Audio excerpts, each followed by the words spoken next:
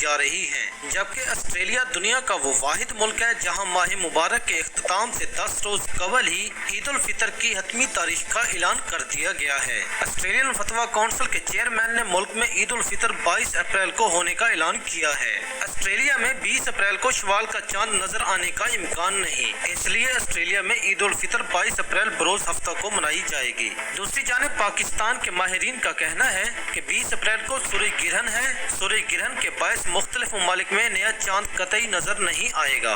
20 अप्रैल को सूरज ग्रहण 6:30 बजे से शुरू होकर दोपहर 12 बजे तक होगा। माहिरीन के मुताबिक सूरज ग्रहण चांद की 29 तारीख को होता है। अगले रोज नया चांद नजर आता है। जिन मुल्कों में सूरज ग्रहण देखा जाएगा वहाँ नया चांद नजर नहीं आएगा। सूरज ग्रहण के मनफी असरात की वजह से दुनिया के कई मुल्कों में मौसम खराब होगा। शवाल के चांद की रोयत का हतमी ऐलान रोयत हिलाल कमेटी करेगी।